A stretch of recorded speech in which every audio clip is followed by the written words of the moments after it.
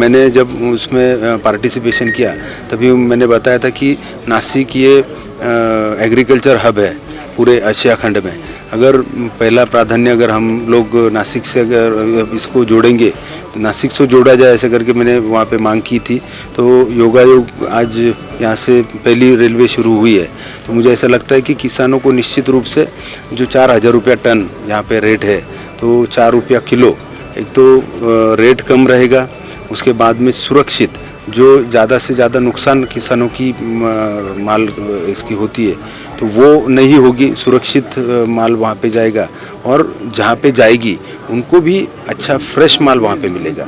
यानी तीनों चीज़ों में मुझे ऐसा लगता है कि बहुत अच्छे से किसानों को उसमें फ़ायदा होगा।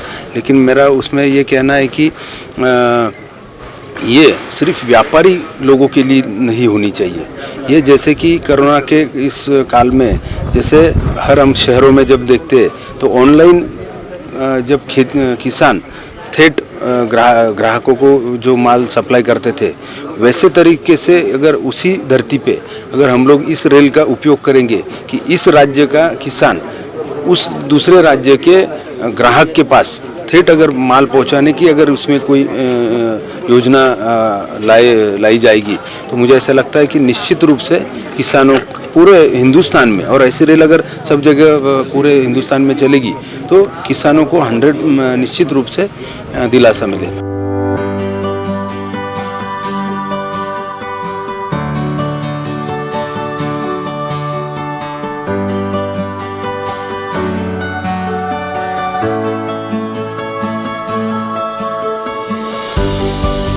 आज जो एक केंद्र सरकार की तरफ से कृषि एक्सप्रेस जो देवलाली से निकल के दानापुर जाएगी, इसमें नासिक डिस्ट्रिक्ट के और रास्ते में जो डिस्ट्रिक्ट जलगांव हो गया आगे की डिस्ट्रिक्ट उसमें किसानों को बहुत फ़ायदा होगा।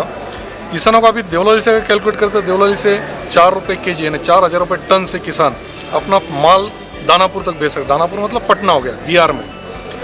और दूसरी एक ऐसा है कि अभी अनार का सीज़न आ रहा है तो अनार भेजने के लिए अनार कैसे है कि 8 दिन 10 दिन ख़राब नहीं होता है। तो वीकली जो ट्रेन जा रही है, वीकली नहीं क्या पूरा सप्ताह भर का माल, यानी ये ट्रेन लेके जाएंगे करीब 230 टन माल लेके जाएंगे।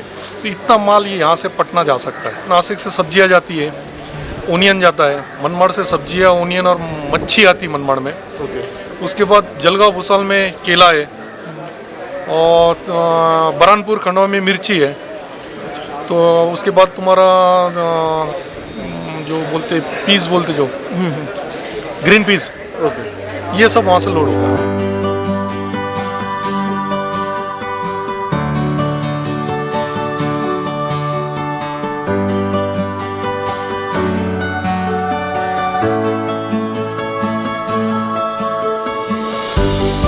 रेलवे यहाँ से शुरू हुई, ये बहुत खुशी की बात है।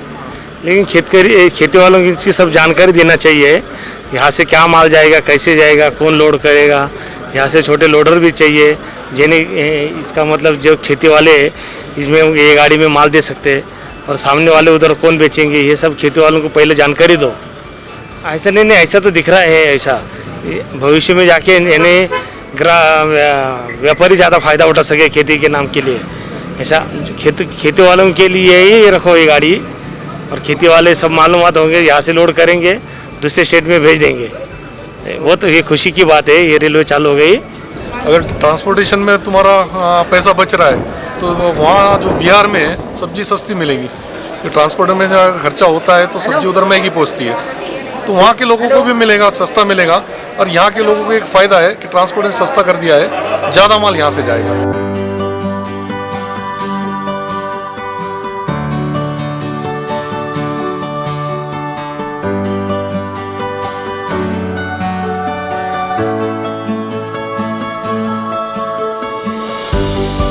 पुराना जो रेलवे का रेट था जो ट्रेन सर्विस में चलता है वो करीब 6,500 रुपये पर टन था।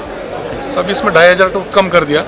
और रोड का कंपेयर किया हमने, जैसे मार्केटिंग किया, रोड में बात किया, वो 10,000 रुपये टन के हिसाब से माल लेते हैं। हाँ, तो इस रेल के माध्यम से जैसे कि हम लोग अगर देखेंगे तो नासिक पूरे देश में लगभग 37% प्याज का उत्पादन यहाँ पे होता है। यहाँ से अंगूर भी बहुत ज़्यादा पैमाने पे दूसरे राज्य में और एक्सपोर्ट होते हैं। तो निश्चित रूप से ये अगर रेलवेज़ ज़्यादा आज जैसे हफ्ते में एक बार है, अगर हर हफ्ते रोज़ शुरू हो जाएंगी तो निश्चित रूप से इसका फ़ायदा किसानों को मीन्स प्याज वाले किसान हैं उनको भी बहुत अच्छा फ़ायदा होगा।